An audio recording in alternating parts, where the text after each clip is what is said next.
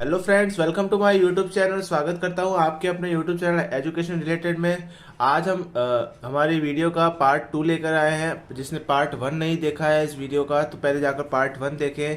हमारे चैनल पर नए हैं तो चैनल को लाइक करें और सब्सक्राइब करें। आज हमारा पहला टॉपिक है कि दिशा के साथ चाल। दिशा के साथ चाल क्या होती है। लास्ट टाइम हमने पढ़ा था कि एक समान गति और असमान गति और औसत चाल को निकालना हमने सीखा था। आज हम पढ़ रहे हैं जब चाल के साथ हमें दिशा भी दी हुई हो तो हम क्या करेंगे। तो किसी वस्तु की गति की दर और भी अधिक व्यापक हो सकती है अगर हम उसकी चाल के साथ दिशा को भी व्यक्त करें। ठीक है, वह राशि जो इन दोनों पक्षों को व्यक्त करती है, जो चाल को भी व्यक्त करेगी और दिशा को भी व्यक्त करेगी, उसको क्या कहेंगे हम लोग, वेग कहेंगे। ठीक है, अतः एक निश्चित दिशा में चाल को, एक किसी निश्चित दिशा में अगर आप चल रहे हो या आपकी चाल है, आपकी स्पीड है, उसको हम क्या कहेंगे, वेग कहेंगे। क्या कहेंगे, किसी वस्तु का वेग समान भी हो सकता है और असमान भी हो सकता है। अरे गाड़ी की स्पीड जो होती है, देखा होगा गाड़ी चल रही है 50 की स्पीड से, तो वो समान भी हो सकती है एक प्रकार से, असमान। हाँ, यह वस्तु की चाल, गति की दिशा या दोनों के परिवर्तन के साथ परिवर्तित होती है। वस्तु की चाल, वस्तु किस स्पीड से चल रही है, अगर उसमें परिवर्तन होगा तो वेग में भी परिवर्तन होगा। फिर क्या बोल रहा है, गति की दिशा। मान लो आगे से कोई सर्कल आया, आप मुड़ रहे हो तो आपको गाड़ी की स्पीड धीरे करनी पड़ेगी, तो आपके वेग में भी क्या होगा, परिवर्तन होगा। ठीक है, जब एक वस्तु सीधी रेखा में बदलती हुई चाल के साथ गति कर रही है तो हम इसकी गति की दर के परिणाम को औसत वेग के द्वारा। अब बार बार अगर मान लो वो गाड़ी चल रही है, कहीं पर अपनी स्पीड को धीमे कर रही है और कहीं पर तेज कर रही है, तो हमें यहाँ पर क्या निकालना पड़ेगा, औसत स्पीड। औसतन स्पीड क्या होती है, औसतन वेग क्या होता है, तो उसके बारे में पढ़ते हैं। अब यदि वस्तु का वेग समान रूप से परिवर्तित हो रहा है तब दिए गए प्रारंभिक वेग और अंतिम वेग अंक गणित के माध्यम के द्वारा औसत वेग प्राप्त किया जाता है। तो देखो, अगर वस्तु का वेग समान रूप से परिवर्तित हो रहा है, ठीक है, तो हमें यहाँ पर औसत वेग का फॉर्मूला क्या होगा, प्रारंभिक वेग प्लस अंतिम वेग बट्टा 2। जो प्रारंभिक वेग u होता है और अंतिम वेग v होता है, उनको दोनों को जोड़ के 2 का भाग लगा दोगे तो आपका औसत वेग आ जाएगा v एवरेज। नीचे इसका फॉर्मूला लिखा है, इसको अंडरलाइन कर सकते हो। v average is equal to u plus v upon 2 हो जाएगा। ओके, यहाँ v एवरेज, नीचे एवरेज लिखा हुआ है, उसको औसत वेग कहते हैं। और यहाँ u क्या है, प्रारंभिक वेग है, और v क्या है, अंतिम वेग। और चाल तथा वेग दोनों का मात्रक क्या होता है, समान होता है। इसका भी मात्रक मीटर प्रति सेकंड होता है और वेग का मात्रक भी क्या होता है, मीटर प्रति सेकंड होता है। ठीक है,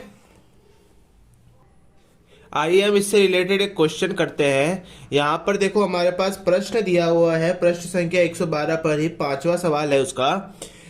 एक प्रयोग के दौरान अंतरिक्ष यान से एक सिग्नल को पृथ्वी पर पहुंचने में 5 मिनट का समय लगता है। कोई प्रयोग हो रहा था, उसके दौरान अंतरिक्ष यान से एक सिग्नल को पहुंचाया गया, तो उसको पहुंचने में कितना समय लगा, 5 मिनट। तो हम यहाँ क्या लिखेंगे, t is equal to 5 minute. कितना लिखेंगे, 5 मिनट। उसके बाद उसने कहा है कि पृथ्वी पर स्थित स्टेशन से उस अंतरिक्ष यान की दूरी क्या है। तो भाई जो पृथ्वी से स्टेशन है वहां से अंतरिक्ष यान के बीच की दूरी क्या है, हमें यहां पर दिया हुआ है सिग्नल की चाल। सिग्नल की चाल कितनी दे रखी है, इसने बताया सिग्नल की चाल बराबर क्या है, प्रकाश की चाल। और प्रकाश की चाल का हमको पता है कि 3 × 10⁸ और चाल का मात्रक होता है मीटर प्रति सेकेंड। तो हमें यहाँ पर v भी दे रखा है। v बराबर क्या दे रखा है, 3 × 10⁸ मीटर प्रति सेकेंड। और t समय, अब देखो यहाँ मीटर प्रति सेकेंड है और यहाँ मिनट, तो हम इस मिनट को भी क्या करेंगे, सेकेंड में कन्वर्ट करेंगे। तो 5 मिनट को सेकंड में बदलना है तो गुणे 60 सेकंड से, तो 5 का गुणा 0, 5 संग 30, कितने हो जाएंगे, 300 सेकंड हो जाएंगे। अब हमें क्या पूछा है उसने, दूरी निकालनी है। क्या निकालनी है, s निकालना है, डिस्टेंस निकालना है अपन को, कितना दूरी गई है। ठीक है, तो हमें पता है कि हमें पता है चाल बराबर क्या होता है, दूरी बट्टा समय होता है। क्या होता है, दूरी बट्टा समय। हमें चाल दी हुई है, समय दे रखा है, तो हम दूरी को निकाल सकते हैं ना। हाँ, तो देखो हम क्या करेंगे, यहाँ पर समय को चाल के साथ ले जाएंगे, तो दूरी बराबर क्या हो जाएगा, समय और चाल का गुणा हो जाएगा। क्या हो जाएगा, समय और चाल का गुणा हो जाएगा। समय कितना दे रखा है, अभी हमने कन्वर्ट किया यहाँ पर 300 सेकेंड, और चाल कितनी दे रखी है, 3 इंटू 10 की घात 8 मीटर प्रति सेकेंड। ठीक है, यहां तक हम आ गए थे। तो 3 का गुणा 300 का गुणा हम 3 से करेंगे तो हमारे पास कितना होगा, 3 तिया 9, और यहाँ हो जाएगा 900 गुणा 10 की घात 8 मीटर प्रति सेकंड। ठीक है, उसके बाद देखो हम 900 को लिख सकते हैं 9 गुणा 10 की घात 2 गुणा 10 की घात 8 मीटर प्रति सेकंड। ऐसा कैसा रहेगा। अब देखो गणित में पता है हमें आधार समान होते हैं तो घातें क्या होती है, जुड़ जाती है। तो हम यहाँ पर इसका फाइनल आंसर निकालेंगे, 9 की घात 8 और 2 कितने हो जाएंगे, 10 मीटर प्रति सेकंड। ठीक है, तो ये हो जाएगी हमारी यहाँ पर दूरी। हाँ, यहाँ पर हाँ हमने ये जो 900 सेकंड हुए थे तो 1 सेकंड से 1 सेकंड यहाँ पर कट जाएगा, देन यहाँ पर सेकंड नहीं आएगा क्योंकि दूरी क्या रहेगी, मीटर में ही रहेगी। ठीक है, तो ये हो जाएगी हमारी दूरी हो जाएगी। ठीक है, देन आगे चलते हैं हम लोग। इसी प्रकार का एक उदाहरण भी नीचे दिया हुआ है कि यात्रा शुरू होते समय कार का ऑडोमीटर 2000 किलोमीटर बताता है। कितना, ऑडोमीटर क्या करता है, दूरी बताता है, दूरी को मापता है। ठीक है, हमें ये पता होना चाहिए। ऑडोमीटर जो होता है ना, वो बाइक के जो बीच में लगा होता है, किलोमीटर प्रति आवर, कार के एकदम नीचे बीच में लगा हुआ है, इसमें किलोमीटर दर्शाता है कि हमने कितनी दूरी तय की है। तो कार का ऑडोमीटर जब स्टार्टिंग में जब उसने यात्रा स्टार्ट की थी कितना बता रहा था, 2000, और यात्रा समाप्ति पर 2400 प्रदर्शित करता है। तो क्या बोला है उसने कि यदि हम इस यात्रा में यदि इस यात्रा में 8 घंटे लगते हैं, कितने, 8 घंटे लगते हैं, तो कार की औसत चाल किलोमीटर प्रति आवर और मीटर प्रति सेकंड में आपको ज्ञात करनी है। हाँ, तो आओ हम इस एग्जाम्पल को फिर से सॉल्व करते हैं। देखो, यात्रा होते समय कार का ऑडोमीटर, तो प्रारंभिक वेग, पहले अंतिम वेग v माइनस यू, पहले तो हम क्या निकालेंगे, इनका अंतर निकालेंगे कि टोटल डिस्टेंस कितना लिया। तो देखो 2400 माइनस 2000, तो टोटल यात्रा कितने किलोमीटर की उसने, 2400 में से 2000 गए तो 400 किलोमीटर, कितनी, 400 किलोमीटर। ठीक है, तो हमारे पास यहाँ पर इसी प्रकार से दिया हुआ है कि कार के द्वारा तय की गई कुल दूरी, तो S बराबर कितना निकाल लिया, 400 किलोमीटर। 2400 में से 2000 निकाल दिए, 400 किलोमीटर। अब औसत चाल का सूत्र हमें पता है, क्या होता है कि V एवरेज, औसत दूरी बटा क्या होता है, समय होता है। पहले उसने हमें कहा कि किलोमीटर प्रति घंटा में, तो समय हमारे पास कितना है, 8 घंटे, और दूरी कितने है, किलोमीटर में है। तो पहले हम सीधा दूरी बट्टा समय कर देंगे, तो 400 बट्टा 8। ठीक है, 8 का 400 में 8 पंजे 40 और 0 का 0, तो यहाँ कितनी आ जाएगी, 50 किलोमीटर प्रति आवर। अब उसने कहा हमें कि मीटर प्रति सेकंड में निकालना है, किस में निकालना है, मीटर प्रति सेकंड में। तो हम क्या करेंगे कि जो हमारे पास एवरेज आया है, वी एवरेज कितना आया है, 50 किलोमीटर प्रति घंटा, क्या करेंगे, कुछ नहीं, सिंपल है। 1 किलोमीटर में कितने मीटर होते हैं, 1000 मीटर, और नीचे 1 किलोमीटर ले लेंगे, गुणा लगाएंगे। फिर 1 आवर में कितने सेकंड होते हैं, तो 3600 सेकंड होते हैं। ठीक है, तो फिर हम क्या करेंगे, इस किलोमीटर से इस किलोमीटर को काट देंगे, इस आवर को इस आवर से काट देंगे, 3 जीरो से नहीं, 2 जीरो से यहाँ 2 जीरो काटेंगे, क्या बच गया हमारे पास, 50 गुणा 10। ठीक है, मीटर बट्टा में क्या है, 36। ठीक है, अब देखना 50 को 10 बार करेंगे, क्या होएगा, 500 बट्टे 36 हो जाएगा, होगा कि नहीं होगा। ठीक है, फिर 2 के पहाड़े से इसको काटेंगे 18 बार, इसको काटेंगे 2 के पहाड़े से 250 बार, इसको वापस से 2 के पहाड़े से 9 बार, इसको 2 के पहाड़े 2 एकम 2, 2 दूनी 4, और फिर 2 पंजे 10। फिर देखा 9 एकम 9, क्योंकि 12 आएगा, तो 9 एकम 9, कितने बच गए, 12 में से 9 गए 3। अब 3 के पास में 5 आया, 9 कम 9, 9 18, 9 27, 27 आ रहा है। उसके बाद क्या लगाएंगे, 35 में से 27 गए, कितने बच रहे हैं अपने पास? तो 8 बच रहे हैं। अब 9 के पारे में 8 नहीं आता है तो पॉइंट लगेगा, तो 8 के पास में 0 आ जाएगा। फिर कितना होगा? 9 एकम 9, 9 दूनी 18, 9 सत्ताईस, 9 छत्तीस, 9 पैंतालीस, 9 54, 9 63, 9 थे 72, तो 8 बार जाएगा। ठीक है। और अपन को पता है कि वेग जो चाल होती है उसका मात्रक क्या होता है? मीटर प्रति सेकंड। तो हम क्या लिखेंगे? मीटर प्रति सेकंड। इसका आंसर आप भी देख सकते हो 13.9 आ रहा है, लगभग के करीब अपना आंसर चलता है। तो किलोमीटर में अपनी 50 किलोमीटर प्रति आवर हो जाएगी और मीटर प्रति सेकंड में 13.9। आपको मेन तो इसके अंदर है कि किलोमीटर को मीटर में बदलना आना चाहिए और आवर को सेकंड में बदलना आना चाहिए आपको। बाकी आपका सवाल पूरा अच्छी तरीके से हो जाएगा। ये वाला आपको खुद ट्राई करना है एक बार। ठीक है। अब आता है हमारे पास वेग में परिवर्तन की दर क्या होता है। इसको परिभाषा है एक इसकी त्वरण की। त्वरण की परिभाषा कोई बोलता है क्या होती है, तो वेग में परिवर्तन की दर को त्वरण कहा जाता है। तो किसी वस्तु की एक समान सरल रेखीय गति के दौरान समय के साथ वेग क्या होता है? नियत रहता है।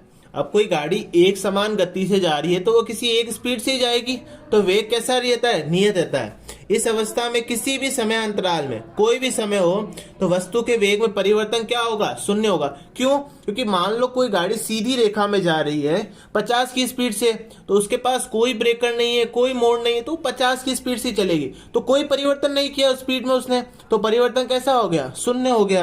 यद्यपि असमान गति में वेग समय के साथ क्या होता है? परिवर्तित होता है। अब असमान रुक रुक के गाड़ी चल रही है तो स्पीड में क्या हो रहा है? बार बार परिवर्तन हो रहा है कि नहीं हो रहा है? तो इसका मान विभिन्न समयों एवं विभिन्न बिंदुओं पर भिन्न भिन्न होता है। अलग समय पर अलग बिंदु पर अलग होगा वेग। ठीक है। तो इस प्रकार किसी भी समय अंतराल पर वस्तु के वेग में परिवर्तन शून्य नहीं होता। असमान गति में जो परिवर्तन होता है वेग में, स्पीड में, वो शून्य नहीं होगा। ठीक है। तो इस तरह के प्रश्नों को उत्तर देने के लिए हमें एक अन्य भौतिक राशि त्वरण के बारे में जानना है। किसको जानना है? त्वरण के बारे में। तो त्वरण क्या होता है? वेग में परिवर्तन और लिया गया समय। त्वरण की परिभाषा ही ये होती है कि वेग में परिवर्तन की दर को त्वरण कहा जाता है। तो त्वरण का फॉर्मूला क्या होता है? वेग में परिवर्तन बट्टा लिया गया समय। वेग में परिवर्तन अभी अपन ने बताया, तो v माइनस यू, अंतिम वेग और प्रारंभिक वेग को घटाना है और समय t लेना है। इसको इस प्रकार से भी लिख सकते हैं अपन, a बराबर v minus you upon T, जहां a हमारा त्वरण है, v हमारा अंतिम वेग है, u हमारा प्रारंभिक वेग है और t हमारा क्या है? समय है। और त्वरण का मात्रक होता है हमारा मीटर प्रति सेकेंड स्क्वायर। क्या होता है? मीटर प्रति सेकेंड स्क्वायर इसका मात्रक होता है। ठीक। तो आओ चलो इससे रिलेटेड एक उदाहरण करते हैं। यहाँ बोला है विरामावस्था से। विरामावस्था मतलब कि स्टार्टिंग पॉइंट, उसका जो शुरुआत में जहां पर एकदम रुका हुआ था वो वाला। ठीक है, वो वाली अवस्था। तो विरामावस्था से राहुल अपनी साइकिल को चलाना शुरू करता है। ठीक है। प्रारंभिक वेग आपको पता होना चाहिए, अंतिम वेग आपको पता होना चाहिए, और 30 सेकंड में 6 मीटर प्रति सेकंड का वेग प्राप्त करता है। कि मतलब जो 30 सेकंड, जैसे ही विरामावस्था स्टार्टिंग पॉइंट से चलना स्टार्ट करता है तो अगले 30 सेकंड में उसका जो वेग हो जाता है कितना हो जाता है? 6 मीटर प्रति सेकंड। ठीक है। वह इस प्रकार से ब्रेक लगाता है कि साइकिल का वेग अगले 5 सेकंड में कम होकर कितना हो जाता है? 4 मीटर प्रति सेकंड। देखो यहाँ वेग में परिवर्तन हो रहा है कि नहीं हो रहा है? पहले स्पीड कितनी थी? 6, फिर कितनी हो गई स्पीड? 4। तो अगले जैसे ही उसने ब्रेक मारा साइकिल का, तो जैसे ही अगले 5 सेकंड में उसने देखा कि गाड़ी की स्पीड कम हो गई, उसकी साइकिल की स्पीड 4 मीटर हो गई 6 से। तो दोनों स्थितियों में साइकिल के त्वरण की गणना अपन को करनी है। तो देखो विरामावस्था, प्रारंभिक चलाने के टाइम पे स्टार्टिंग पॉइंट उसका क्या था? 0। भाई गाड़ी जब एक विरामावस्था में थी तो प्रारंभिक वेग क्या हो जाएगा? शून्य हो जाएगा। तो इसने u बराबर कितना ले रखा है? शून्य ले रखा है। अंतिम वेग, पहली स्थिति में देखो गाड़ी किस स्पीड से चल रही है? 6 की स्पीड से, तो अंतिम वेग 6 मीटर प्रति सेकंड। समय कितना था? 30 सेकंड दे रखा है। ठीक है। अब हमें त्वरण का फॉर्मूला पता है, क्या होता है? a बराबर v minus you upon T. होता है कि नहीं होता है? तो आओ निकालते हैं इसका अपन पॉइंट। कैसे निकालेंगे? a बराबर v minus you upon T, जहां v कितना दे रखा है अपने को? 6 मीटर प्रति सेकंड। ठीक है, और u का मान कितना है 0, और समय कितना दे रखा है 30 सेकंड दे रखा है अपन को, ठीक है। उसके बाद क्या करेंगे, 0 का कोई नहीं होगा तो 6/30 मीटर प्रति सेकंड स्क्वायर, क्योंकि ये वाला सेकंड और ये वाला सेकंड दोनों साथ में गुणा होंगे तो कितना हो जाएगा सेकंड स्क्वायर, और अपन को पता है त्वरण का मात्रक भी क्या होता है मीटर प्रति सेकंड स्क्वायर। अब देखो 6 एकम 6, 6 पंजे 30, क्या हो रहा है a बराबर 1/5 मीटर प्रति सेकंड स्क्वायर। इसको देखो ऊपर भाग लगाओ तो क्या होगा, 0 पॉइंट लगाएंगे तो 1 0 लग जाएगा, 5 दूनी 10, कितना हो जाएगा मीटर सेकंड इनवर्स। अब मैं ये जो स्क्वायर को ऊपर भेज दूं तो घात माइनस में हो जाएगी। इस प्रकार से भी लिख सकते हो और आप, और इस प्रकार से भी लिख सकते हो। तो इस उदाहरण का देखो आंसर भी यही आ रहा है, अपने पास आ रहा है, देखो 0.2 मीटर प्रति। दूसरी अवस्था में त्वरण निकालने के लिए बोला, तो दूसरी अवस्था में आप निकाल सकते हो। तो वहां पर अपना प्रारंभिक वेग कितना था पहले, कि भाई गाड़ी जब फर्स्ट अवस्था में तो 0 और जब चलने लग गई तो 6 की स्पीड, तो यहाँ प्रारंभिक वेग 6 हो जाएगा, ठीक है। और गाड़ी में जब ब्रेक, साइकिल में जब ब्रेक लगाया तो स्पीड कितनी हो गई 4, तो अंतिम वेग यहाँ पर कितना हो जाएगा 4 हो जाएगा। और समय कितना था अगला 5 सेकंड के अंदर। त्वरण का फॉर्मूला लगाओ, a बराबर v minus you upon T, अंतिम वेग 4, प्रारंभिक वेग 6, समय कितना 5 सेकंड का, 4 माइनस 6 करेंगे तो माइनस का 2 आएगा, माइनस के 2 में भाग लगाएंगे 5 का, तो ये आ जाएगा आंसर। तो आप ये विभिन्न स्थितियों में त्वरण की गणना को कर सकते हो। आइए इसी प्रकार से हम एक इसका पाठ्य पुस्तक का प्रश्न करने का ट्राई करते हैं, ठीक है। देखते हैं इसका जो दूसरा क्वेश्चन है न्यूमेरिकल में, तो उसको हम समझेंगे। क्या दिया हुआ है यहाँ पर कि एक बस की गति 5 सेकंड में, कितने 5 सेकंड में 80 किलोमीटर प्रति आवर से घटकर 60 किलोमीटर हो जाती है। समय कितना दे रखा है यहाँ पर 5 सेकंड दे रखा है अपन को, ठीक है। उसके बाद उसने क्या बोला है यहाँ पर कि 80 किलोमीटर से घटकर, तो मतलब प्रारंभिक वेग u बराबर, ठीक है, u के कौन सा है प्रारंभिक वेग, प्रारंभिक वेग u बराबर कितना हो जाएगा अपने पास 80 किलोमीटर प्रति घंटा, ठीक है।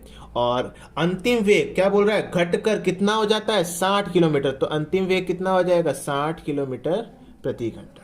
ये पूछ रहा है बस का त्वरण ज्ञात करना है। क्या ज्ञात करना है, त्वरण ज्ञात करना है। एक बात याद रखनी है आपको कि जो समय का मात्रक अगर सेकंड में लिया हुआ है तो आपको दूरी भी किस में लेनी होगी, मीटर में लेनी होगी, ठीक है। और अगर समय आवर में दिया है तो आप किलोमीटर के हिसाब से, अगर ऊपर वेग अगर दे रखे हैं तो आप लोग निकाल सकते हो। लेकिन हमारे पास दोनों वेग यहाँ किस में दे रखे हैं, किलोमीटर में दे रखे हैं, और समय किस में दे रखा है सेकंड में दे रखा है। तो हम क्या करेंगे, ये जो प्रारंभिक वेग है और अंतिम वेग है उसको किस में करेंगे, तो हम क्या करेंगे यहाँ पर कि u और v जो वेग है इनको मीटर प्रति सेकंड में बदल देंगे। तो पहले ही मैंने बताया था u बराबर 80 किलोमीटर प्रति घंटा है, क्या करेंगे गुणा करेंगे किसका 1000 मीटर बटा 1 किलोमीटर, बात तो वही है ना, काट दो तो बात वही हो जाएगी, ठीक है। फिर गुणा 1 घंटा बटा 3600 सेकंड हो जाएगा, ठीक है। अब क्या करेंगे अपन यहाँ पर कि आवर से आवर को काट देंगे, किलोमीटर को किलोमीटर से काट देंगे, 2 जीरो से यहां पर भी 2 जीरो कट जाएंगे, क्या बच गया अपने पास 80 गुणे 10, ठीक है, और 3 36। क्लियर है यहां तक।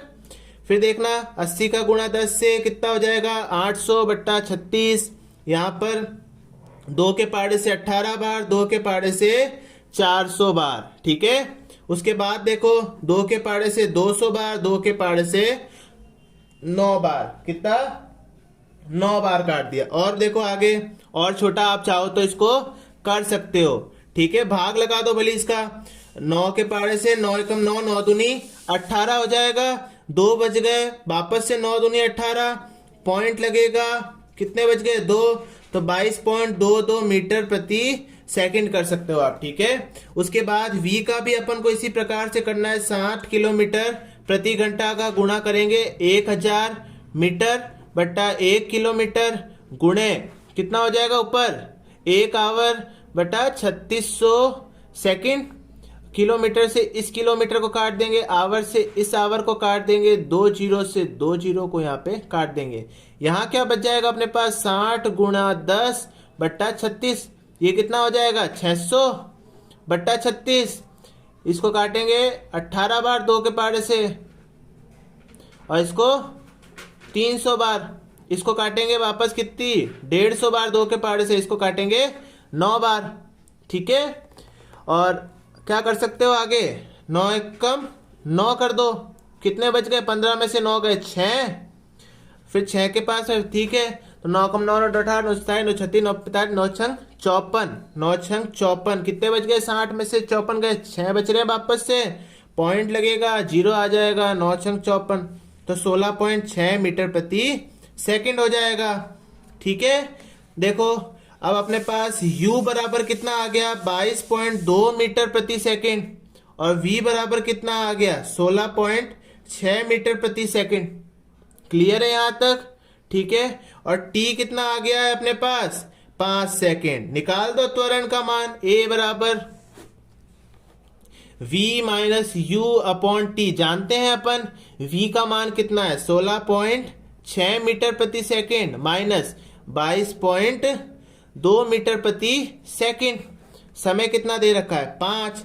अब देखो घटा देंगे अपन यहाँ पे, 22.2 माइनस 16.6, ये इसको उधार देगा तो 12 में से 6 गए 6, यहाँ कितने बच गया 1, 21 में से 16 गए, कितने बच रहे हैं, अरे 21 में से 16 गए, कितने बचे बेटा,